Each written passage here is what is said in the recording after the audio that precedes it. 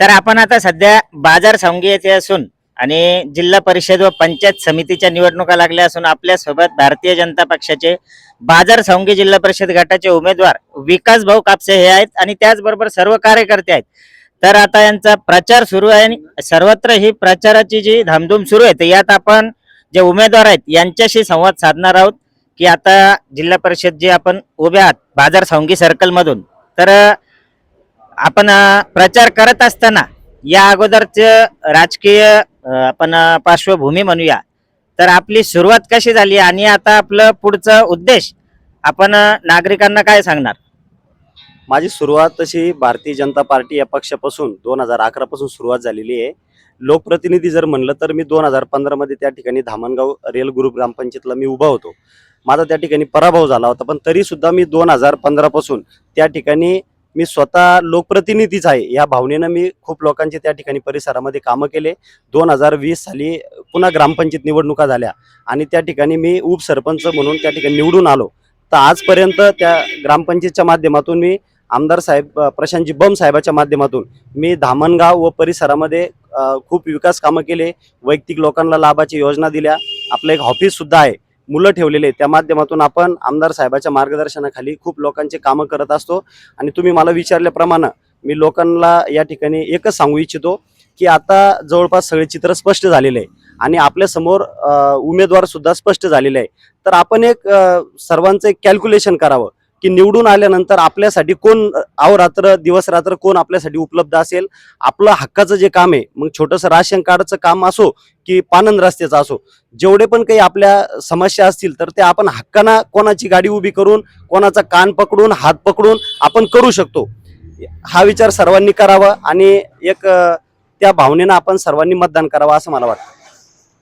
तर आपण ऐकलं की त्यांचं म्हणणं आहे, त्यांच्या बोलण्यातून हे स्पष्ट लक्षात येत आहे की रत्नापूर गंगापूर तालुक्याचे जे आमदार आहेत माननीय प्रशांत बम साहेब आणि केंद्रात म्हणलं तर भारतीय जनता पक्षाची सत्ता, राज्यात असेल जी सत्ता आहे, तर त्यांच्या बोलण्याच्या उद्देशातून हे स्पष्ट होतं की कामं करायचे असतील तर केंद्रात राज्याची सत्ता आहे तर नक्की ते सुद्धा, आणि त्यांचा उद्देश त्यांनी सांगितला.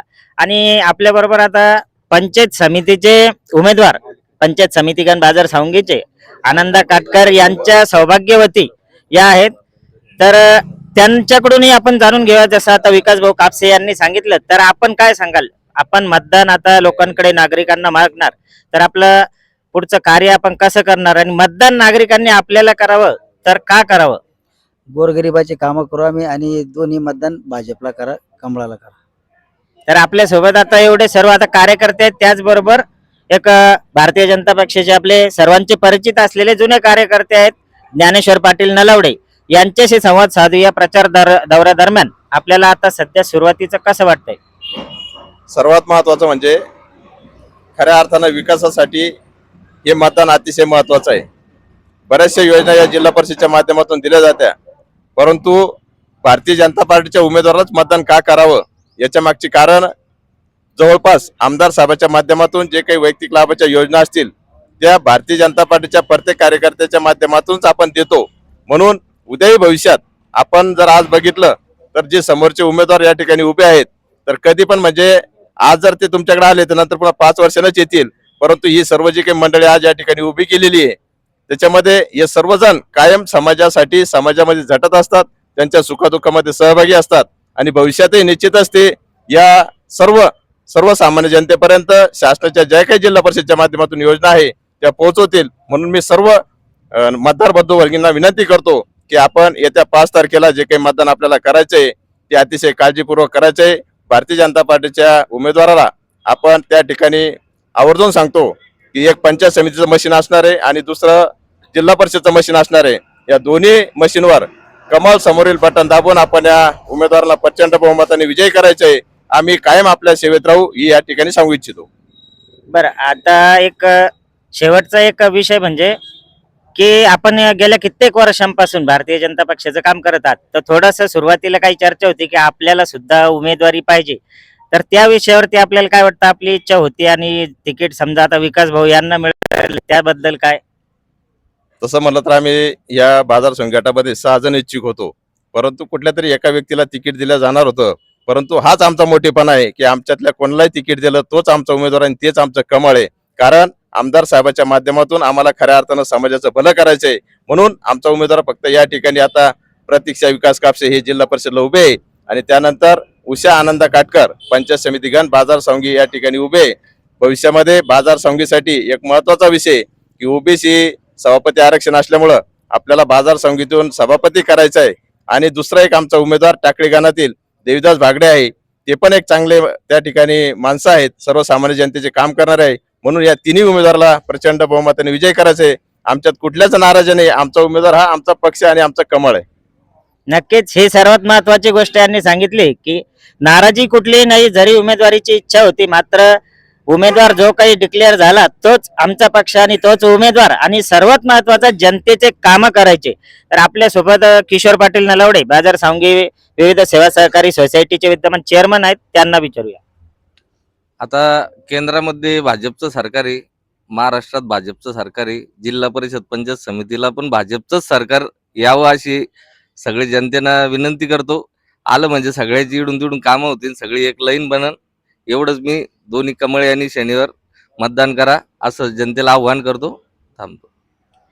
आता सध्या सुरुवात जरी प्रचाराची सुरुवात असली तरी सुद्धा प्रचाराच्या सुरुवातीला वातावरण एकंदरीत आपल्याला कसं वाटतंय?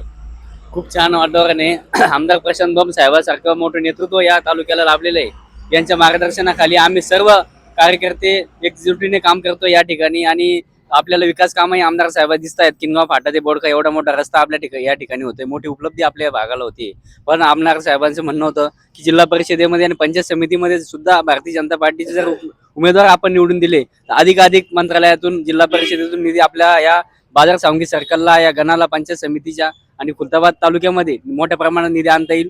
आणि आपल्या सर्व जनतेने आमदार साहेबांवर विधानसभेत विश्वास दाखवला, तसाच विश्वास या जिल्हा परिषद आणि पंचायत समितीमध्ये सुद्धा मतदार दाखवतील असा आम्हाला ठाम विश्वास आहे. आम्ही प्रत्येक मतदाराला भेटून विनंती करणार आहे, विकास कामाचं महत्व आम्ही सर्वांना पटवून देणार आहे आणि सर्व मतदार आमच्या पाठीशी राहतील असा आम्हाला विश्वास आहे. तर यांना जो ठाम विश्वास आहे, तर आपण थोडक्यात एक जाणून घेऊया. तुम्ही समोर या की आपण जसा ठाम विश्वास आणि ज्या त्या पक्षाचा स्वतःला जसा विश्वास आहे, त्याचबरोबर आपल्या विरोधात विरोधी पक्षाचे सुद्धा आता उमेदवार उभे आहेत, तर त्यांच्याबद्दल काय वाटतं आपल्याला? सचिन भाऊ, तुम्हाला मी सांगू इच्छितो की आपण आता समोरच्या सर्व व्यक्तींनी सांगितलं, योजना सांगितल्या, पण आपल्या सर्वसामान्य शेतकऱ्याचं एकच छोटे मोठे कामाची मागणी असते आणि ते वारंवार विहीर गोटे असतील, जनावरांचा प्रॉब्लेम असतील, डीपीचा प्रॉब्लेम असेल, या छोट्याशा कामासाठी त्यांच्या तेवढ्याच अपेक्षानं आपण यांच्याकडे बघतोय. आता हे सर्व विकास भाऊ असतील, आनंद भाऊ असतील, देवदास भाऊ असतील, हे नवीन फ्रेश चेहरे आहे.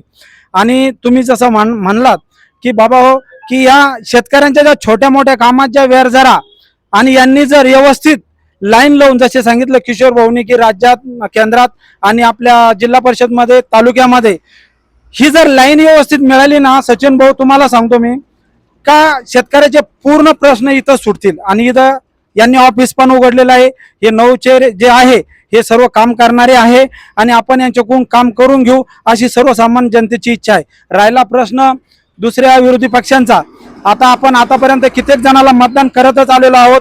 बघितलं की काही मतदार लोकांनी काय केलं, आपल्याला त्यांच्यावर कोणती टीका टिप्पणी न करता, पण हे जे फ्रेश चेहरे, मी अशी सर्व जनतेला, मतदार बंधूला विनंती करतो की आता तिन्ही उमेदवार आमचे कमळाचे निवडून द्यावे, यांचेच कमळाचे चिन्हावर यांचं बटन दाबून यांना भरघोस मतदान करावं, असं एवढंच मी या प्रसंगी बोलतो. तर नक्कीच प्रचाराची जी उत्सुकता आहे आता सुरुवात झालेली आहे. विरोधी पक्ष सुद्धा त्याच जोमाने तयारीला आहे. त्यांच्याशी आपण नंतर संवाद साधूया. धन्यवाद.